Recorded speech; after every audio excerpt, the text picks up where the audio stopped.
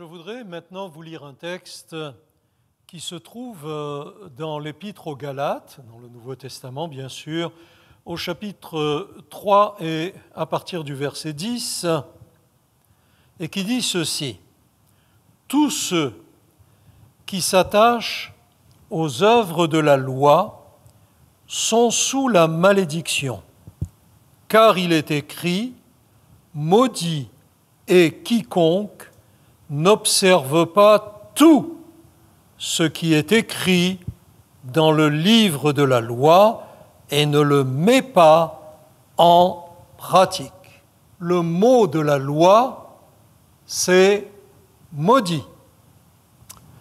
La loi de Dieu est parfaite, cependant. Lorsque nous lisons les 10 commandements que Moïse a reçus de Dieu et a transmis au peuple, et qui sont suivis de 613 ordonnances, injonctions, le tout étant à mettre en pratique parfaitement, quotidiennement. Nous ne trouvons rien à y redire à première lecture.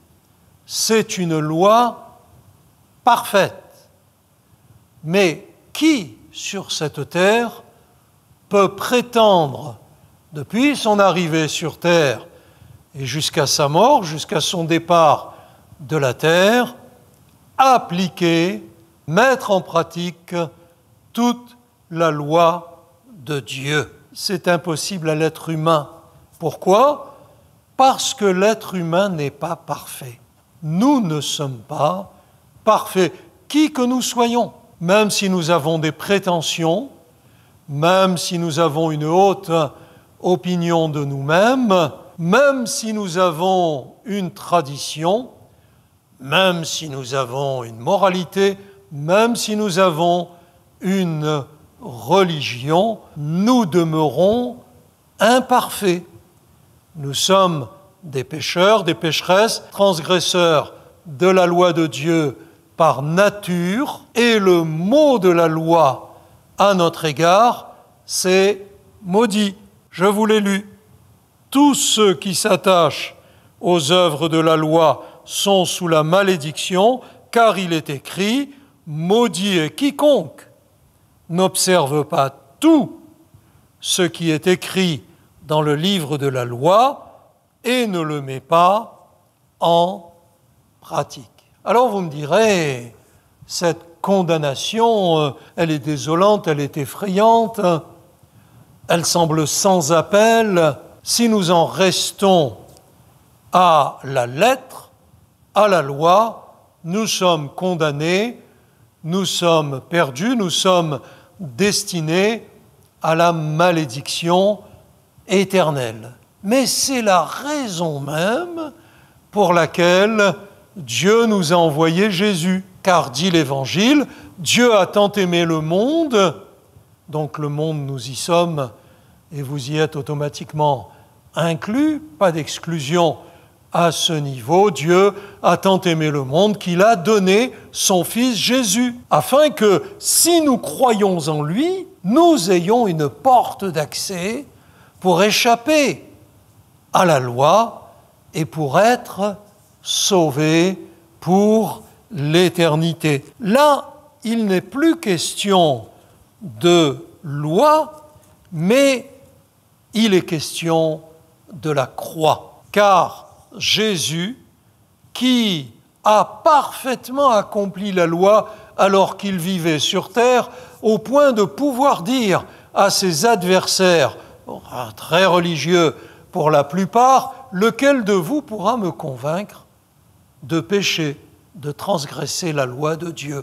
Ah, s'ils avaient pu, ils l'auraient fait, mais Jésus, Fils de Dieu, était parfait. Et lorsqu'il a donné volontairement à notre place sa vie sur la croix, il a pu dire ceci: tout est accompli. Alors qu'il était crucifié, qu'il souffrait terriblement des coups qu'il avait auparavant reçus, alors qu'il était couvert de crachats et de malédictions, alors qu'il suait, alors qu'il saignait, alors qu'il souffrait terriblement. L'évangile de Jean dit « Il y avait là, auprès de la croix, un vase plein de vinaigre. Les soldats en remplirent une éponge, et l'ayant fixé à une branche, ils l'approchèrent de sa bouche. Quand Jésus eut goûté le vinaigre, il dit « Tout est accompli !» Et baissant la tête, il rendit l'esprit. Le mot de la croix, c'est « accompli ». En rendant l'esprit à Dieu, en mourant sur la croix, Jésus nous a ouvert une porte pour échapper à la malédiction de la loi et pour bénéficier de son œuvre de pardon, de délivrance et de salut sur la croix de Golgotha. Jésus a tout accompli pour le pardon de nos péchés. Jésus a tout accompli pour la délivrance de notre être, pour la délivrance de toute chaîne, de tout lien, de toute addiction, de toute souffrance. Jésus a tout accompli pour que nous soyons, dès ici-bas, sauvés. Sauvés pour ce temps et sauvés pour l'éternité, que nous échappions à la malédiction éternelle loin de Dieu et que nous allions passer notre éternité désormais auprès de notre Créateur et de notre Sauveur. Si le mot de la loi, c'est maudit, le mot de la croix, c'est accompli. Jésus a tout accompli pour que nous soyons pardonnés et sauvés pour l'éternité. Mais pour cela, il faut y croire. Je vous rappelle que lorsque vous êtes devant Monsieur le maire, si vous avez dit oui, eh bien, Monsieur le maire, ses assesseurs, toute l'Assemblée et votre conjoint vont y croire. Vous avez dit oui, alors on vous fait confiance et vous êtes engagé. Et je vous rappelle que si vous êtes au poteau d'exécution et que vous entendez le mot « feu », vous allez subir, vous allez croire par force. Mais là, l'œuvre de Jésus sur la croix, il est question d'y croire volontairement. Permettez-moi de vous parler de l'apôtre Paul. Il s'est un jour trouvé dans une tempête sur un bateau qui menaçait de couler.